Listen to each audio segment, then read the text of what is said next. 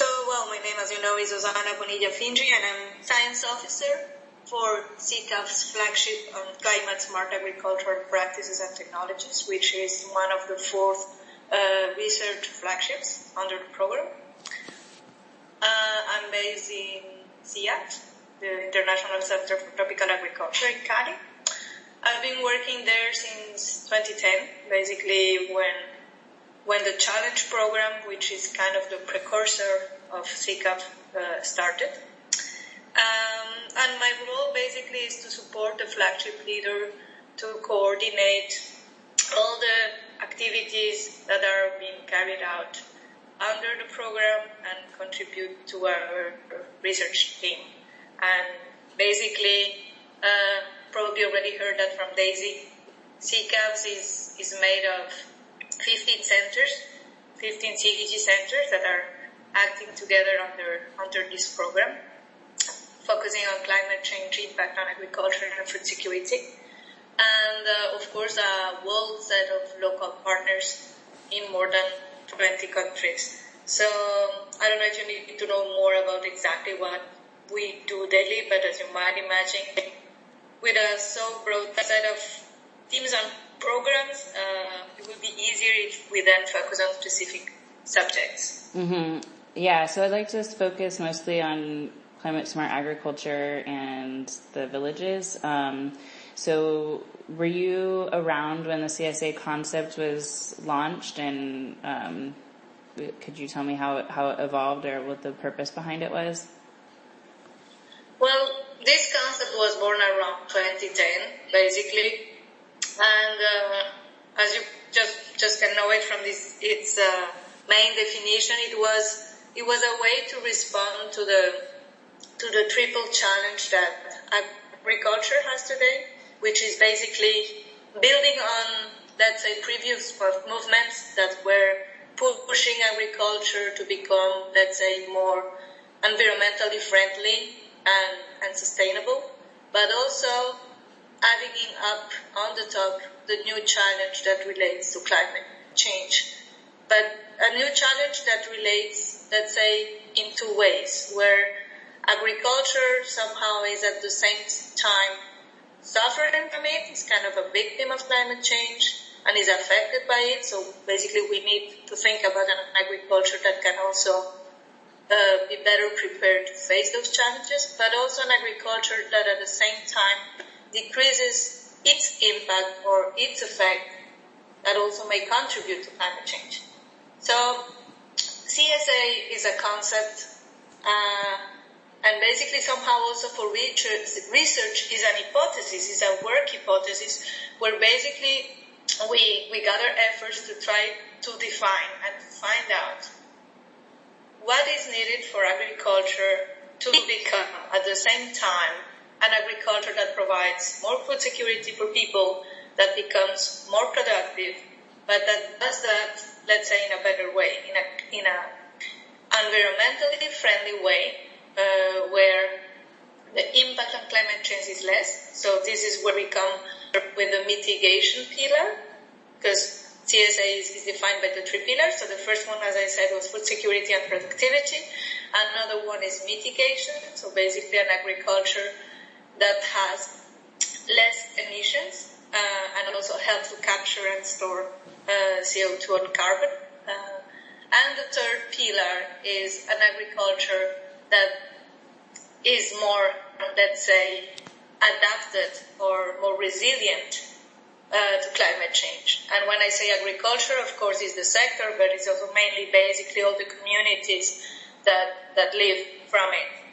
So basically that was the reason why the concept came together. It was not something, let's say, 100% new. Of course, it was building on previous approaches, sustainable agriculture, but it was just adding up in a more clear way this climate component that was missing. Mm-hmm. And I've seen CSA be messaged and promoted as a triple win. Is that an accurate portrayal of what CSA can offer? Well, basically concept, to me, this is kind of the ideal way. Of course, we would like to reach this triple win. We would like to be able to always be good or be better compared to previous practices or conventional practices. We would like our new practices or technologies or approaches or policies be better on the three pillars. But in reality, that's very hard to reach. It's more about trade-offs and synergies. It's more about also being able to understand under which circumstances and in which cases you manage to improve a couple of maybe two pillars, and what's the effect on the third one? Because also you might develop something that in theory, in theory would have the best effect on the two pillars. But when you go to the field or when you try, let's say, farmers to adopt it or even other actors, you find out other, let's say, reality challenges that made it more difficult to reach. So at the end of the day, many of the tools we also developed to support decision-making about CSA are meant to be tools that guide and help you to figure out which might be these trade-offs, which might be the synergies, under which circumstances those change, so that you or the farmer or the decision-maker that is behind is able to really measure that and take an informed decision, knowing that of course he will be looking for the best compromise. Also because depending on the actor, even when you think about governments, depending on the agency, each one might have, let's say, somehow its priorities.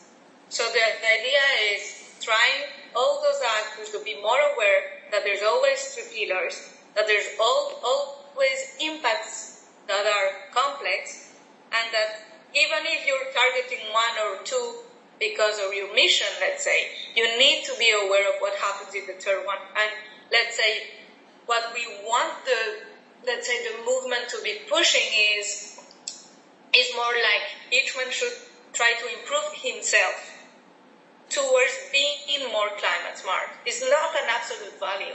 It's something that we always say. It's about it's like a goal. You need to know where you are, where the farmer is if you take a farm scale. And you need to analyze this and think through how you can improve it and become, let's say, climate smarter compared to your current stages. And it will be the same for an agency. It would be the same for a government. So it's like a path. And what's important is to be aware of what you can do, hopefully to be better in the three pillars, but if not, at least to be able to know what happens if you're not, and what's the best option to have the less negative impact on one you cannot fully cover. Mm-hmm. And what are some of the challenges to that?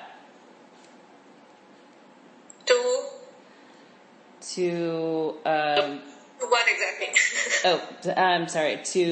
One, implementing different interventions or practices, and also being able to achieve all three pillars. Well, challenges, you might have several challenges. The first one I'd say is knowing what's worth and what's the more convenient options for your specific system. Because one of the things is any climate smart agricultural practices, technology, or even policy or arrangement is not just like a blanket option that will work everywhere. So I would say that one of the first challenges is identifying what's your target system, what's the scale of it, then being able to identify, of course, what's its sensibility, what's the risk, which are the needs, and then based on that, trying to identify which the best options are. Because those will not be the same everywhere. So that's one challenge. And for the research side, one of the challenges we're working on the last years is actually providing this evidence. Which technologies, which practices, which policies or arrangements work where, and which is their specific response or impact on the pillars in the different systems. So this is